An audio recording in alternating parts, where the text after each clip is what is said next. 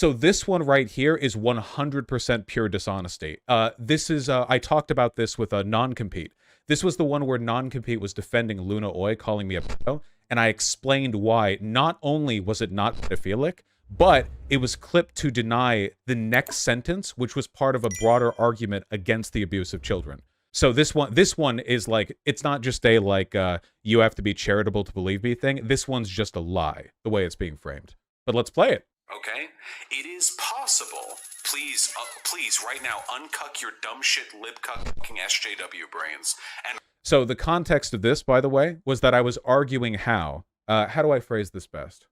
Okay, what's something that child abusers tell themselves? What's an argument that they make? What's a thing that they say to themselves to justify what they've done? Most people have a pretty heavily ingrained belief that the abuse of children is bad. But a lot of people who engage in that behavior anyway will lie to themselves and say, oh, well, it's bad broadly, but in this specific instance, it's fine.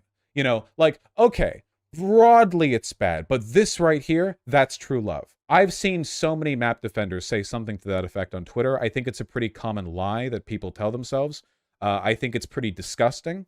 And what I was trying to do was construct an ethical argument against that in a non-case-by-case basis. Essentially, even if you took the assumption that any specific delusional belief that your particular child abuse is not abuse, you could still make a consistent ethical argument against child abuse at all. Or to put it another way, you could easily shut down pedos who say stuff like that. And I think I actually explain how in the full clip of this perfectly well. It was a distinction between act and rule utilitarianism. Essentially, the argument is something like this, okay? You know what's not good? You know what you shouldn't do? You shouldn't take bricks and throw them over a highway overpass, slamming them into the windshields of people below, correct? That's a bad thing to do. Can we agree? Clipped. He believes it's bad to throw the bricks. You probably shouldn't do that, okay? Now, let's say, for example, that you threw a brick, it slammed into a car windshield, the driver careens, hits a nearby wall, they have to go to the hospital. They're mildly injured, but in the hospital scans for broken bones, it's found that they have cancer. And because it's caught early, they're able to treat it and it goes fully in remission and they're effectively cured. Now, could a person who had thrown that brick then say, well, I actually did a good thing? No. Even though the outcome of their specific action was good, this is the distinction between rule and act utilitarianism. As an act, the outcome of their action was good. That's true. There was an overall net benefit to the life of the person who crashed because of the brick you threw at their window. But as a rule, the action you took and the good of the outcome were disconnected through circumstances you could not have predicted or accounted for. In other words, it was luck. And that means that even in instances where something is broadly bad but specifically good, you can still have a rule against all of it, even when the act outcome is good. Or, to be very pointed with the analogy here, what are you talking about? I'll tell you. Even if a child abuser, somebody, an adult who had sex with a person under, a kid or whatever, was like, hey, here's some hyper-specific evidence that our relationship has led to some positive outcome for the young person, you could still do the Chad face. Doesn't matter, buddy. Sorry. Put your hands forward. You wouldn't have to specifically litigate the morality of what they had done and the outcomes of what they had done because the rule of what they have done is bad. This is a distinction between act and rule utilitarianism. And it was an argument that I was giving here. The way this is clipped makes it seem as though I'm not giving that argument, and it's purely dishonest. Nothing here is about charitability. It's purely important. Here's the full context of the clip.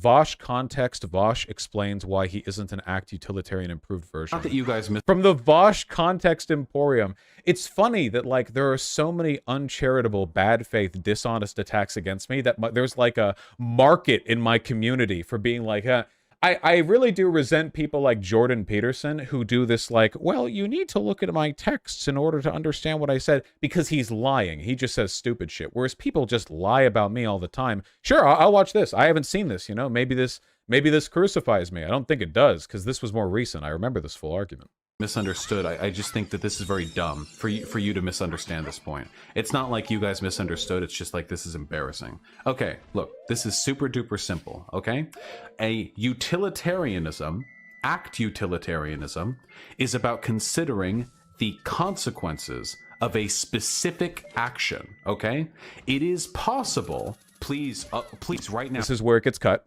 Now uncuck your dumb shit libcuck fucking SJW brains and recognize this empirically correct fact that I am about to spit.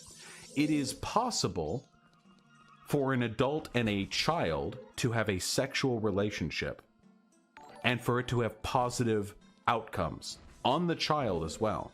That is possible. However, so this would be like the brick in the windshield argument.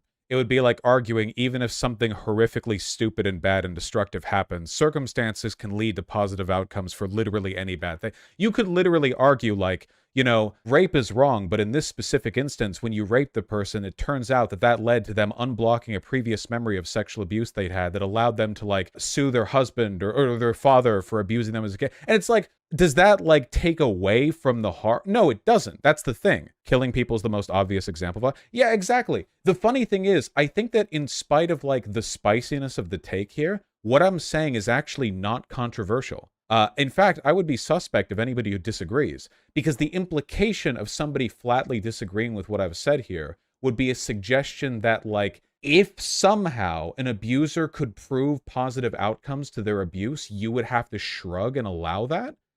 So I really do think everyone agrees with me on this. They just don't like it being put to word, or they don't like the way it's phrased or something, but the argument is perfectly sound, and I fully stand by it. Categorically, we discourage those relationships because, as a rule, it is substantially more likely that enabling them would cause harm in society.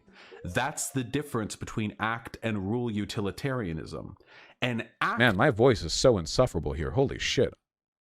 Utilitarian would say, oh, this is an instance where it was good for the adult and the minor to have sex. That would make it a good action.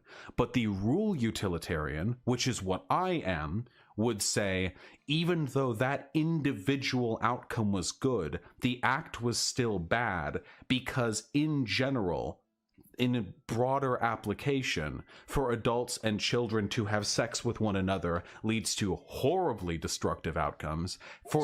So this is why I say this isn't even a charitability thing. It is an objective fact of the world that this was clipped dishonestly in part of like an anti-child abuse argument. Thank you very much for the full clip, by the way, whoever linked it. And thank you, Vaush's Context Emporium. Used to sound far more homosexual. Well, I think I look more homosexual now. Look at how greasy I am back here. I don't know, man. Hit the like button? Shit, you're right. There we go.